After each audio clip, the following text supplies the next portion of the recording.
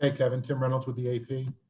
I am certain that you've been asked this often, so I apologize, but you've done this twice already. You obviously have nothing left to prove as a player. Why was the idea of playing for this team so compelling to you? Why did you decide to do it? I felt like I was, I committed to USA basketball when I was coming out of college, and every chance that I get that I'm healthy and my mind's in the right place to play basketball, I'm gonna go out there and play. So I think I finished the year off healthy on the regular season and the playoffs. So I felt like it'd be cool to get, I guess, a kickstart on next season by getting in shape a little earlier in the summer with Team USA. So I'm looking forward to just being around the best players in the world and around the best athletes as well. So I just wanted to take in the experience. As a quick follow, Kevin, playing for Pop, how much does that matter to you? How much does that matter to guys in general? Thank you. It mattered a lot. I was a dream of mine to play for Coach K, and it's always been a dream to learn under Coach Pop as well. And he's some of the great staff too that's been coaching us up every day, and I've been enjoying it a lot. So he was definitely one of the main factors in me making this decision to continue to play for Team USA, and along with Mr. Colangelo as well. So it's been a fun few days of camp so far. Next up will be Nick Schiffer, and then we'll go to Nick Hamilton. Hey, Kevin. I asked you after Game 7, what's next for you, and you had said you weren't planning on losing the Bucks, and you weren't sure. Just how quickly did Team USA get on your radar after the season ended, and how quickly was it for you to decide with all this? It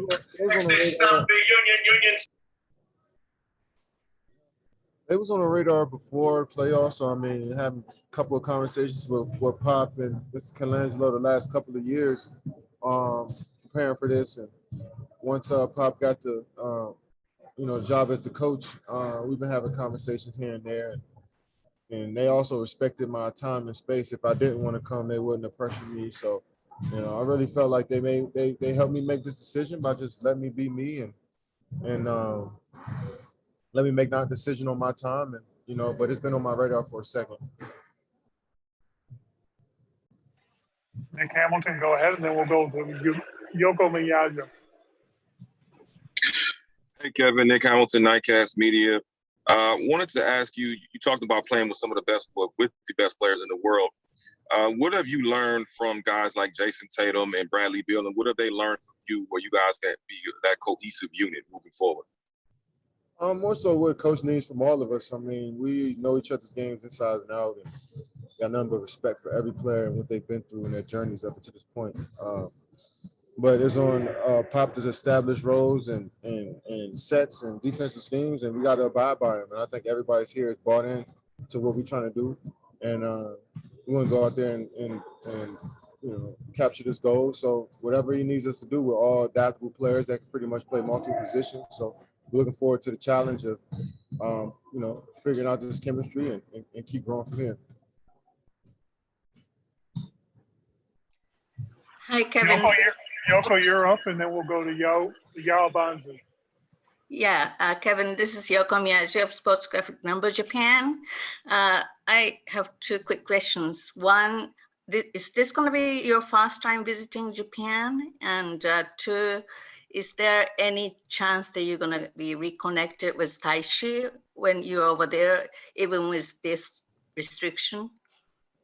This is my first time in Japan, and I was definitely looking forward to connecting with Taishi. Taishi's my point guard my senior year in high school. We got really tight. We lived together my senior year. So looking forward to, taking in his culture and meeting his people for the first time. But we'll see. There's a lot of stuff going on with COVID over there. So I want to be definitely be cautious with what I'm doing. But hopefully if it's in the, if it's in the cards, right, I can go out there and visit them and take in the culture in Japan. So we'll see. Thank you. Y'all go ahead, and then we'll go to Casey Hodal. Hey, Kevin, Yao Bonsu with WRHU FM over in New York. So this is obviously the first Olympics since Kobe Bryant's passing. So I want to ask, whether it's for you personally or the team, how is Kobe fueling this Olympic run for you guys? I said the last part, I couldn't hear it, sorry. whether it's for you personally or the team, how is Kobe's passing fueling this Olympic run for you guys, especially with you being one of his former teammates on Team USA? Yeah, I mean, Kobe Bryant is a guy that all of us looked up to and watched as kids. And even when he was alive and playing, his DNA was embedded in us as players. You know, he kind of, from afar taught us, what the game is about, what work ethic is about. And, we all kind of pulled from him, when he was playing and when he was alive. And now that, he's not with us no more, we all want to honor his teachings by going out there and playing with that passion, with that energy every single play. And guys that had close relationships will understand, how he will approach every single day, especially with Team USA. He really took, pride in being a part of this group and a part of this team. And, we all feed off of that type of energy. And Kobe always brought that. So he's always big to every one of us here. We miss him. We miss him dearly because he would be in here supporting us. And just a quick follow-up, bouncing off that, how much more would winning this gold medal be, knowing everything you just said? It's going to be important for a multitude of reasons, and that's definitely one of those. And, we got so many, quote-unquote Kobe disciples in here who learned from him for so long and who have relationships with him. We want to, go out there and win the gold just like he did. So looking forward to it. Thank you.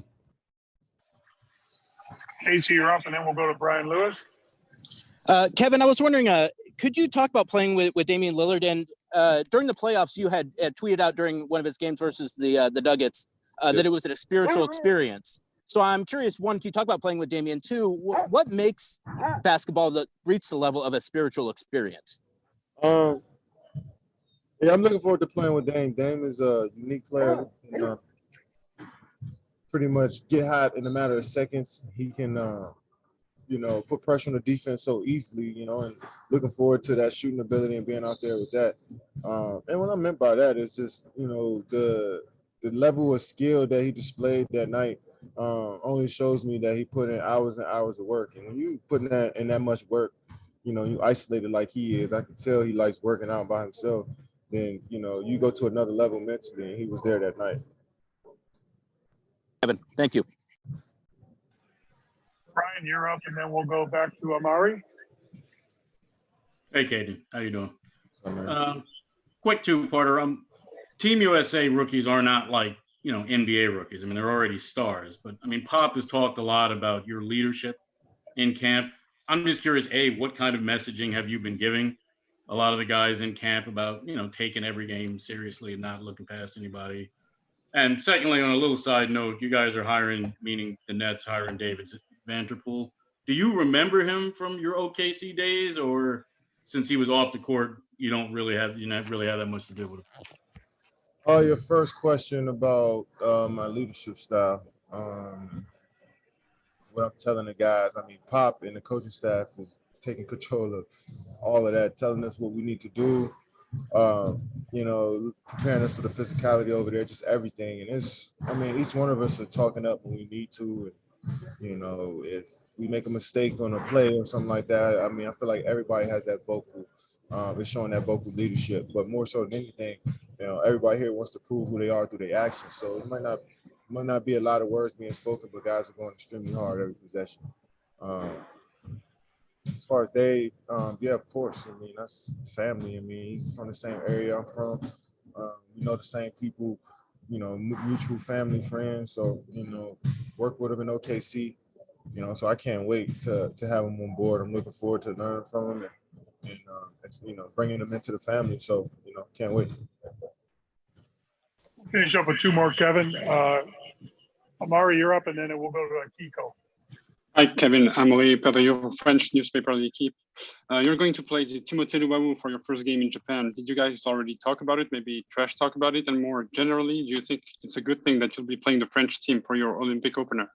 Yeah, I can't wait. I've definitely talked my shit to TLC a couple times about how he can't guard me and how I lock him up on defense. So, I can't wait to even talk more shit when I see him. With his national team. So it's gonna be a great battle. They got a few NBA players on that team that we all know, and we're looking forward to that challenge. Finish up, Kiko. You're up. Thank you. Thank you very much. Hi, Kevin. Hey. My name is Akiko Yamawaki from Kyoto News, Japan. The Olympic will be held without spectators.